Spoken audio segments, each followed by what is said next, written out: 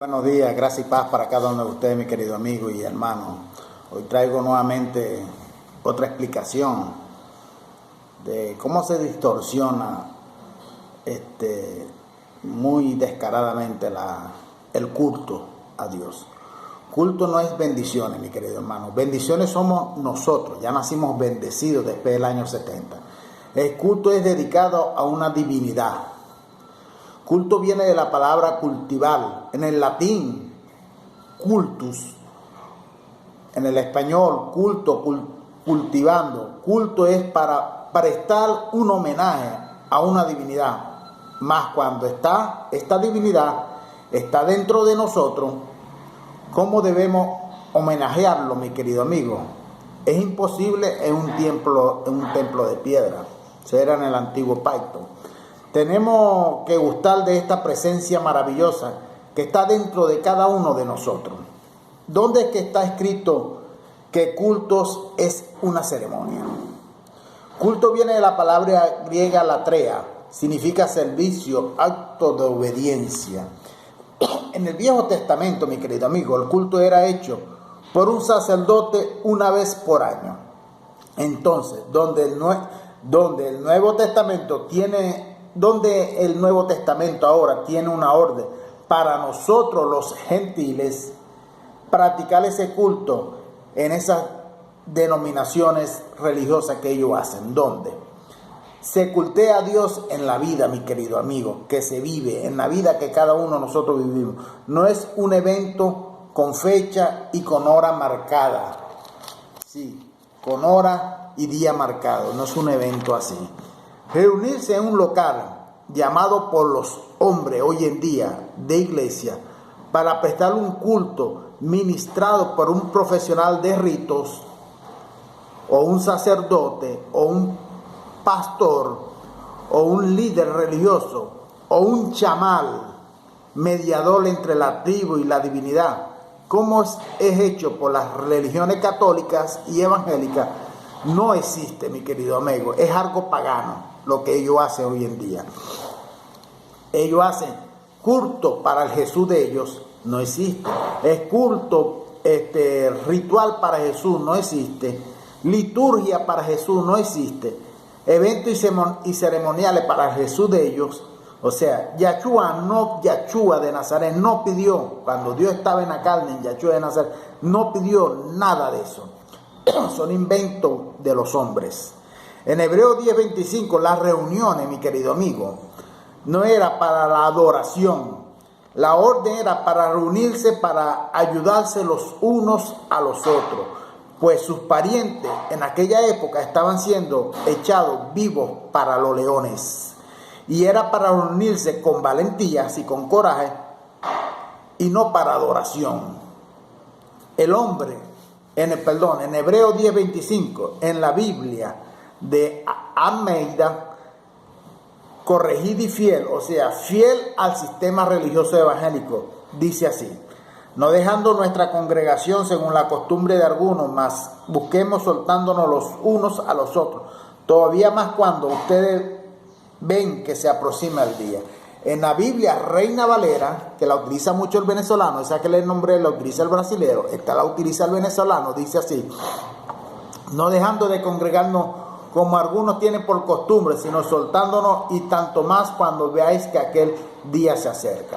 Amigo, en el Salmo 122 destaca el sentimiento del pueblo israelita, cuando se dirigía para Jerusalén a fin de celebrar la fiesta prescrita en las Escrituras, en la Torá, y no para ir a un templo a adorar, como lo distorsiona la religión evangélica, ese Salmo 122. Porque ahí el templo todavía no había sido construido por Salomón. Y el tabernáculo era una tienda hecha de cortina donde estaba el arca de la alianza. En una reunión que los religiosos denominan culto, mi querido amigo, en sus templos, ya destruidos por Dios, el templo de Jerusalén, todos van a una hora marcada y un día específico ya marcado por ellos, para adorar en su templo a su dios Mamón, hacer un show de teatro, de danza, ya ensayado, con coreografía ya preparado, y pararse y sentarse cuando el profesional que está dirigiendo o que está predicando le indique a cada uno de esas personas que están ahí. Mas a Dios no le agrada esos cultos. Amigos, hermanos, la adoración es en espíritu y en verdad. Es hablar para Dios, que es Dios quien dirige nuestra vida día a día, desde que nacemos hasta que dejemos de existir en esta tierra.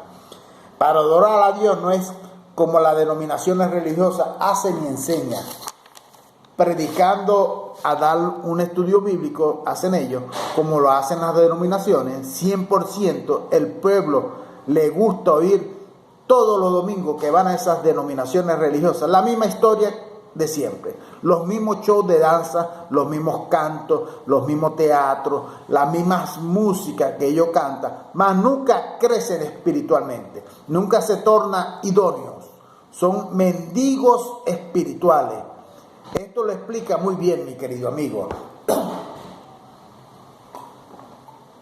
La Escritura lo explica muy bien.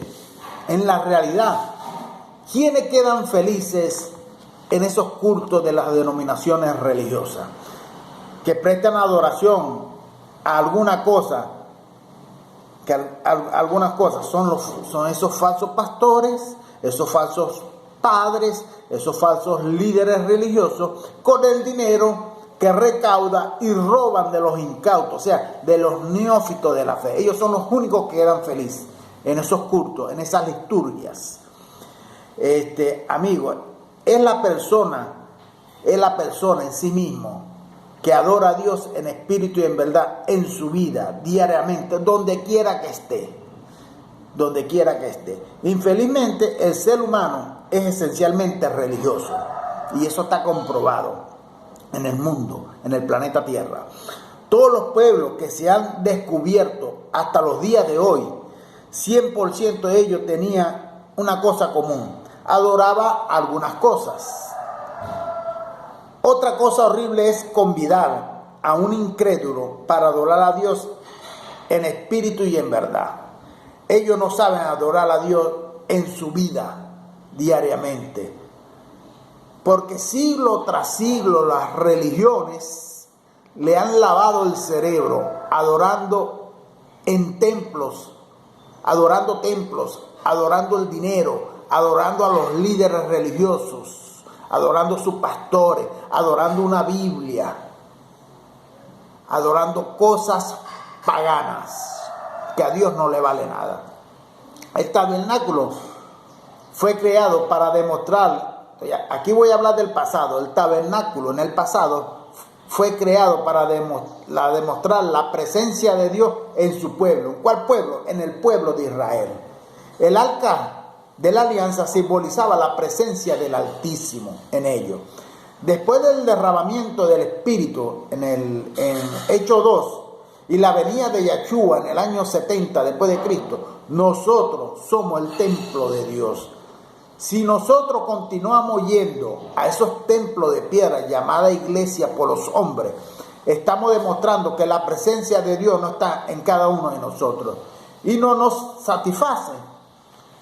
Practicando estos autos judaicos, anulamos la unción de Dios en cada uno de nosotros y hacemos en vano el sacrificio de Cristo en la cruz. 1 Pedro, mire lo que el apóstol Pedro le dice a los judíos. 1 Pedro 1:9 dice así: mas vosotros sois linaje escogido, real sacerdocio, nación santa, pueblo adquirido para posesión de Dios, para que anunciéis la virtud de que aquel os llamó desde la tiniebla a su luz admirable. Estos predicadores de las redes sociales y de esos templos de piedra son ladrones, mi querido amigo. Descaradamente son ladrones en la gracia de Dios, pues enseñan que nosotros necesitamos hacer cosas para Dios, para que Dios nos bendiga o Dios nos dé algo. Ellos enseñan eso. Negar la gracia de Dios es negar la misericordia que Dios siempre ha tenido por nosotros. Los religiosos miopes, ellos necesitan de un guía humano, de un pastor humano, y mentirosos, para sacarles su dinero y enseñarles herejías, enseñarles liturgia, enseñarles ordenanza judaica. Hoy tenemos la palabra perfecta y completa dentro de cada uno de nosotros. No somos ovejas, hoy no somos ovejas. Somos hijos de honra de Dios, ya perfecto en el espíritu. No somos perfectos en la carne. La carne está muerta delante de los ojos de Dios. La carne no se convierte. Somos perfectos en el espíritu. Dios nos ve a través del espíritu. Y todavía vienen esos vagabundos de pastor y de padres, sacerdotes, y esos líderes religiosos a convencer al mundo que ellos tienen pecado. Una gran mentira, una gran herejía. Los únicos que tuvieron pecado en el pasado eran los israelitas que vivieron debajo de la ley de Moisés.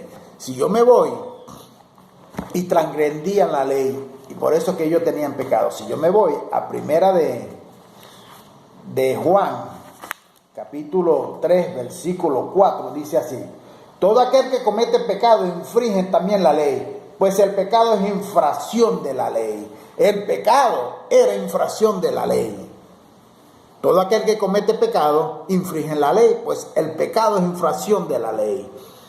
Quien cometían pecado eran los israelitas de aquella generación, de aquella parte antes del año 70, que vivían bajo la ley de Moisés. La ley de Moisés ya fue abolida espiritualmente en la cruz del Calvario y después físicamente con la destrucción del templo y el juicio de Dios sobre Israel y la venida de Cristo simbólicamente en la mente de sus elegidos, mi querido amigo. Yahshua, cuando vino, redarguyó al mundo de Israel. Dios cuando vino en carne a través del cuerpo de Yahshua de Nazaret a redarguir al mundo de Israel en aquella época. El pecado de pecado lo vino a redarguir, de pecado, de justicia y de juicio. Yo le invito a que lea Juan 16, versículo 8. Esos pastores, apóstoles, profetas, padres, sacerdotes, curas de hoy en día están en la realidad intentando ocupar el lugar de Dios que solamente le pertenece al Espíritu de Dios. Están intentando ocupar ese lugar ahora en la gracia de Dios, que eso solamente le pertenece al Espíritu de Dios, mi querido amigo. Según Corintios 13 dice: en cual asimismo nos capacitó como ministros de un pacto, de un nuevo pacto, no de la letra, sino del Espíritu, porque la letra mata, pero el Espíritu vivifica. ¿Cómo entonces nosotros, los seres humanos, tenemos que tener pastores humanos? Si todos nosotros somos ministros y no ovejas, no somos ovejas, somos ministros, somos todos iguales, hermanos. El único pastor es Dios, que ya vive en cada uno de nosotros. Es mucha falta de conocimiento espiritual de la escritura de estos neófitos de la fe que acuden a esos templos de piedra llamadas iglesias por los hombres. Para que venga un avaricioso como instructor, será.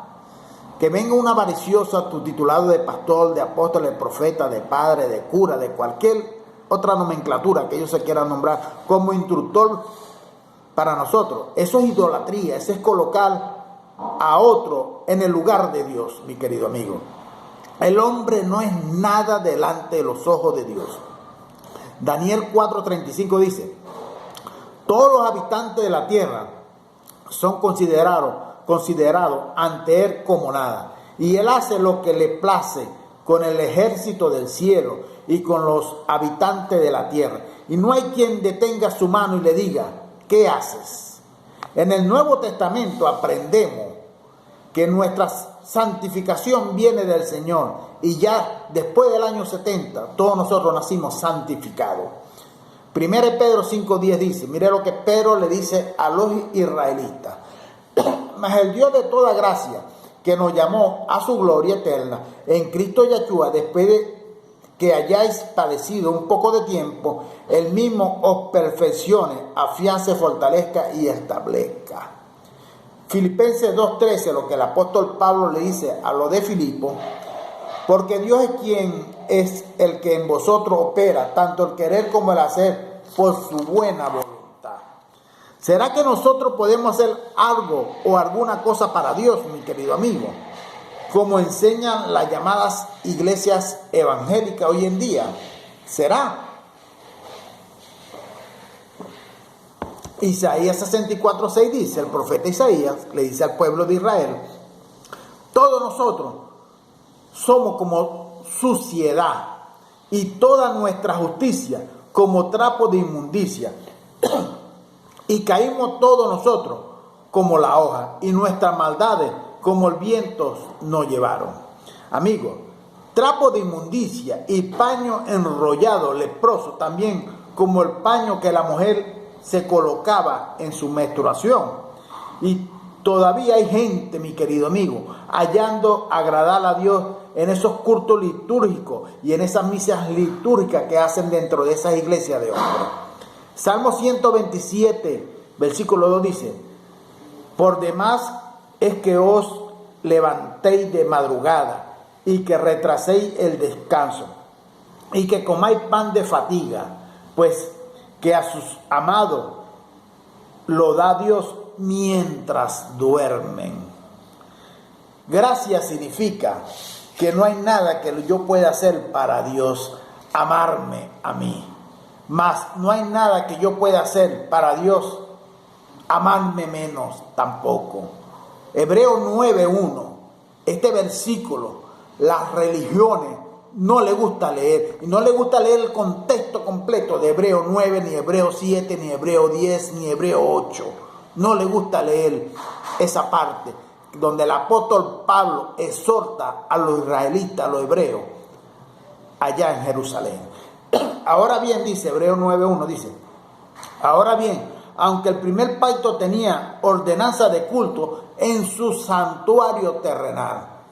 No entiendo todavía, mi querido amigo, ¿será que es necesario diseñarle a la gente esto? El santuario terrestre, el templo físico de bloque, fue el primer pacto, fue de la ley. Ahora, no hay más templos de bloque, no hay más templo físico, más el cuerpo de cada cristiano es el templo de Dios. En el nuevo pacto, o sea, en la gracia de Dios, la gracia cancela la primera alianza y todo lo que venía con ella. Todos esos rituales, todos esos ceremoniales que venía con ella. Hebreos 7:18 dice: pues, por un lado queda abrogado el mandamiento anterior a causa de su debilidad e inutilidad. Es muy clara la escritura, mi querido amigo. Hay que raciocinar. Hay que dejar de ser esclavo de esos templos, de esos líderes religiosos y libertarse, porque Cristo vino fue a libertar, mi querido amigo. Hay que libertarse de esas liturgias, de esos rituales, de esos ceremoniales, de esas ordenanzas, de esos vagabundos ladrones que se hacen llamar pastores, apóstoles, profetas, padres, curas, sacerdotes, de esa religiosidad que tiene presa a la gente con sus dogmas, con su doctrina de hombre, dentro de esas cuevas, dentro de esos cautiverios llamados iglesia por los hombres. Gracias y paz para cada uno de ustedes.